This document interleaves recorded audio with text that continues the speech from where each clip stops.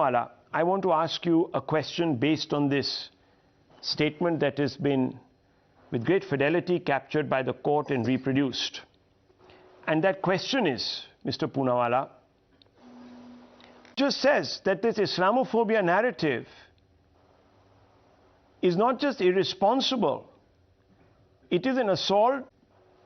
And unfortunately, a large number of your colleagues or friends in the Congress party, not colleagues, but friends, since you maintain a distinction from them, are advancing this thesis.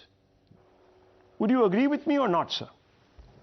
No, with humility, I disagree with you. And I disagree with you on the fact that A community planned to attack B community. I do believe, and I'm not a sympathizer of Umar Khalid, I have never been a sympathizer of Umar Khalid, but I do believe that the evidence so far presented by you very rightly or presented before the honorable courts have been flimsy at best, but I will get into that later. But if these evidences are enough to convict or to put Umar Khalid in jail, which fine, I respect the court, why is the other side of the spectrum, those who said desh ke gadaaro ko goli maro, in next to a deputy commissioner of police, next to a deputy commissioner of police, by the same logic not in jail? I think Umar Khalid is in jail, I respect that. Why is the other side of the spectrum not in jail? And I'll tell you why.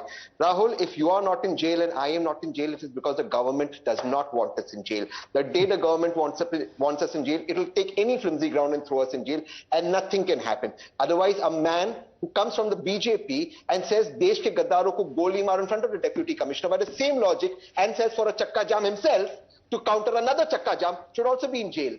But that's not happened. And that, Rahul, shows that the political involvement in this conspiracy. One last thing. The Home Minister of the country was perhaps snoozing that Donald Trump, a very respected guest of India, was in India and such conspiracies were taking place and he had no idea what was happening underneath his nose. And this is the third time he's been caught off guard. He was caught off guard when China intruded, he was caught off guard before in Delhi, and he's caught off guard second time in Delhi. So shouldn't the Home Minister by the same logic resign? Okay, sir, let me just quickly point out, and viewers, again, please note that Mr. Poonawalla did not respond to the question I asked him. He sidestepped it, and then he began to play another card. The point is, viewers, Mr. Poonawalla belongs to a minority community. He himself has said that many times. I'm an atheist, sir. On this, that doesn't matter. So it's your identity. My identity is only Indian. Let me finish. My identity is only Several Indian. times you have sat here and invoked your mixed parentage. And that happened perhaps even in the last debate, because it's convenient to you at certain times to invoke your origins. Now, viewers, he's also a bitter critic. You could consider him to be one of the most outspoken dissidents. He sits here and vents his spleen at Amit Shah pretty much every debate. But he's not in jail. Why? What sets him apart from Umar Khalid? No, one second. In the eyes of a Islamophobic government, he's one and the same. But he sits here and he enjoys all the freedoms, and then he says, the only reason I'm not in jail is because they don't want me in jail. Why are they doing this favor to him? Does he pay a hafta? I'm asking you, Mr. Poonawalla, do you pay a hafta to the government not to lock you up? Simple question.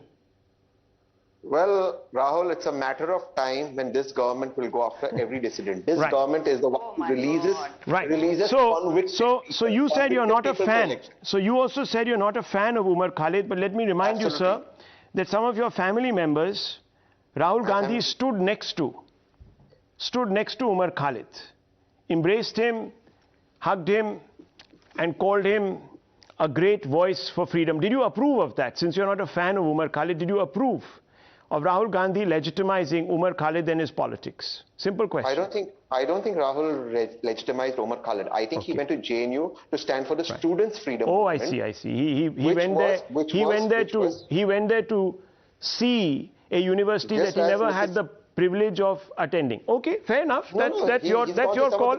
Look, viewers, they can constantly change the goalposts. They can constantly change the goalposts. I wish I had come prepared enough to play the bite of Rahul Gandhi, who stood right next to Umar Khalid, right here. I remember that. Put his arm around him. There was also Sitaram Yachuri, another Marxist. I couldn't understand, because you see, Umar Khalid, viewers, belonged to, at that time, or was in transit, I can't quite remember now, and I'll reserve that, but he was part of a ultra-left organization.